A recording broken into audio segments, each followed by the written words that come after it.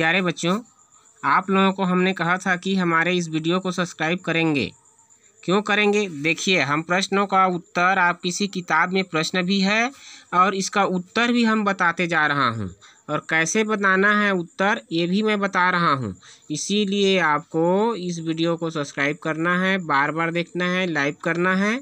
शायद मैं कहता हूँ कि आपके समझ में अवश्य आएगा। जैसे कि देखिए, प्रश्न उत्तर बताने का तरीका मैं बता रहा हूँ। निम्नांकित प्रश्नों के उत्तर संस्कृत भाषा में दीजिए। पहले प्रश्नों को हम पढ़ेंगे। देख लो, निम्नांकित नीचे दिए गए प्रश्नों का उत्तर कौन सी भाषा में देना है? संस्कृत भाषा में। तो कैसे देना है देख लो भाई। जगत पालस्य हृदयम कीदृशम अस्ति।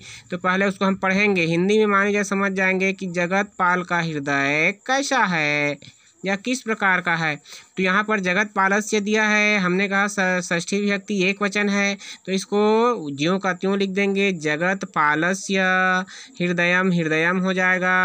अब हमने कहा कीदृशम, तो ये प्रश्नवाचक शब्द है, यहीं पर हम उत्तर को देखेंगे। तो उसका हृदय कैसा था? तो बहुत ही उदार था।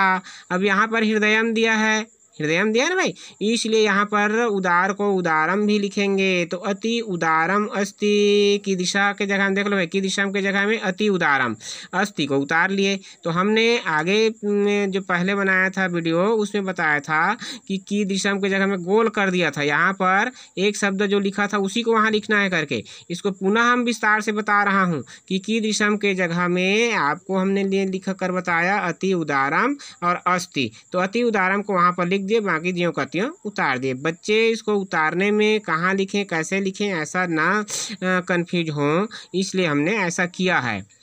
प्रतिभा कस्याम कक्षायाम पठते। प्रतिभा किस कक्षा में पढ़ती है? किस कक्षा में पढ़ती है आप सब मालूम है? तृतीय कक्षा में। तो कस्याम के जगह में क्या हो जाएगा बेटा? तृतीय। बाकी सबको उतार लेना है जी, लेकिन फिर भी मैंने इसको यहाँ पर पूरे उत्तर को उतार करके लिख करके आप लोगों को बता रहा हूँ कि प्रतिभा तृतीय कक्षायाम पठती। आगे हमने देखा कि दिशा परिवार सुखी परिवार। किस प्रकार का परिवार सुखी परिवार है या कैसे परिवार सुखी परिवार है? तो कैसा परिवार सुखी परिवार है? तो छोटा परिवार। लघु, ये देखो यहाँ पर लिखा है बेटा जी, लघु परिवार सुखी परिवार अस्ति। अब बना सकते हैं ना भाई, कैसा परिवार जी? लघु माने छोटा, तो छोटा परिवार। तो छोटा को हम क्या कहते हैं संस्कृत में? लघु। लघु परिवार सुखी परिवार अस्ति। आगे देखेंगे बेटा, कला कीदृशी गृहिणी आसीत्। कला किस प्रकार की गृहिणी थी? कला किस प्रकार की गृहिणी थी? तो कला एका स्वस्था आदर्शभूता च गृहिणी आसीत्। देख लो भाई पूरा यहाँ पर किस प्रकार की किसकी दृष्टि में ही हमको लिखना है। क्या लिखना है? तो ये है एका स्वस्था आदर्शभूता च गृहिणी, और अंत में आसीत् उतार देना है बेटा। पुनः देख लो, कला एका स्वस्था आदर्शभूता च गृहिणी आसीत्। समझ में आ गया होगा। अब यहाँ पर खाली स्थान दिया है, खाली स्थान पूर्ण कीजिए, रिक्त स्थानम पूर्यत, है ना भाई इसका मतलब। तो तयो आहारे, उन दोनों के आहार में चाधिक्यम वर्तते, किसकी अधिकता और अधिकता होती है? तो किसकी अधिकता? शाकस्य फलस्य। देख लो हमने यहाँ लिखा हूँ शाकस्य फलस्य। अब इसको खाली स्थान में लिखना है बेटा, रिक्त स्थान में। तो ये हो जाएगा तयो आहारे शाकस्य फलस्य चाधिक्यम वर्तते। जगतपालस्य गृहम अत्यंतम रमणीयम वर्तते। जगतपाल का घर कैसा था जी? बहुत सुंदर था। सुंदर को हम संस्कृत में क्या कहेंगे? रमणीयम, और है के लिए वर्तते। तो आप लिख सकते हो ना भाई, क्योंकि छठवीं कक्षा वैसे देखा जाए तो संस्कृत का प्रारंभ कक्षा होती है, तो इसलिए ऐसा हम आपको समझा रहे हैं। शायद आपको समझ में आना चाहिए, आ जाएगा। संस्कृत में अनुवाद कीजिए। देख लो भाई, अब ये हिंदी में दिया है, इसको संस्कृत में अनुवाद करना है। देख लीजिएगा कैसे हम पढ़ा रहा हूँ। जगत पाल का हृदय उदार है। ठीक है, जगत पाल का हृदय उदार है। अब ऊपर में हमने लिख दिए, मतलब पढ़ चुके हैं, उसी को उतारना है। तो यहाँ पर क्या हो जाएगा? सिया लग जाएगा। का है तो का चिन्ह है ना भाई, ये षष्ठी विभक्ति का। तो इसलिए हमने कहा जगत पालस्य हो जाएगा। हृदय है तो हृदयम हो जाएगा। यहाँ देख लो ऊपर में दिया है, और हृदयम है तो यहाँ पर उदार का उदार न होकर उदारम हम लिखेंगे। अस्ति माने है, तो जगत पालस्य हृदयम उदारम अस्ति। ठीक है, है के लिए क्या बेटा, अस्ति। अब बना सकते हो। दूसरा देखो, उसकी पत्नी का नाम क्या है, तो उसकी के लिए क्या होगा, तस्य। तस्य माने उसका, उसकी, ठीक है।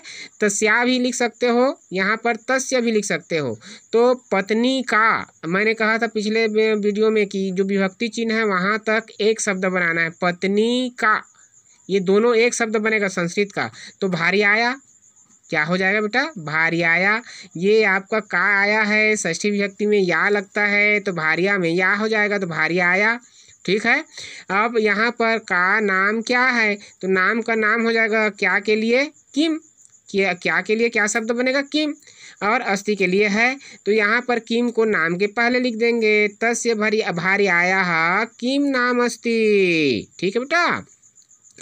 उसके पुत्र का नाम सुरेश है, तो तस्य पुत्रस्य नाम सुरेशः अस्ति। यहाँ पर वही है, का चिन्ह आया है तो पुत्रस्य हो जाएगा ना, और उसका उसके के लिए तस्य, तो तस्य पुत्रस्य नाम सुरेशः, नाम के साथ में विसर्ग लगाना है, संज्ञा है ना भाई, एक वचन है, तो इसलिए अकारांत पुल्लिंग प्रथमा विभक्ति है, इसलिए विसर्ग लग जाएगा। तो सुरेशः अस्ति माने है, तो तस्य पुत्रस्य नाम सुरेशः अस्ति, ठीक है भाई। सुरेश किस कक्षा में पढ़ता है, तो सुरेश के लिए क्या हो जाएगा, अभी हमने बताया विसर्ग लग जाएगा, सुरेशः। किस के लिए क्या हो जाएगा, कश्याम, कक्षायाम, माने ये हमने कहा दोनों आपको देखेंगे सप्तमी विभक्ति के ही ये रूप बनेंगे। तो सप्तमी विभक्ति प्रथमा में क्या आता है, याम जुड़ जाता है, तो कश्याम कक्षायाम, और पढ़ता है, ठीक है। तो पढ़ता है क्रिया क्या है, हमारे संस्कृत में स्त्रीलिंग पुल्लिंग दोनों में एक ही होती है, तो ये पठती हो जाएगा बेटा जी, क्या हो जाएगा जी, पठती। सुरेशः कस्याम कक्षायाम पठती, ठीक है। आगे हम देखेंगे, यह छोटा परिवार है, तो अयम हो जाएगा, क्या हो जाएगा, अयम। यह के लिए क्या हो जाएगा, अयम। और छोटा के लिए अभी मैंने ऊपर बताया था, क्या हो जाएगा, लघु। परिवार के लिए ये भी आपका अकारांत पुल्लिंग है, इसलिए विसर्ग लगाएंगे, तो परिवारा हो जाएगा, अस्ति के लिए है के लिए अस्ति, अयम लघु परिवार अस्ति, ठीक है बेटा। तो अब कैसे हिंदी का संस्कृत बनाना है, समझ में आ गया। आगे हम देखते हैं, निम्न का संधि विच्छेद कीजिए। तनयास्य, तनयास्य मैं ऊपर में अनुवाद करते समय बताया हूँ कि स आधा स या स बीच में आता है तो उसका क्या हो जाएगा, विसर्ग हो जाएगा।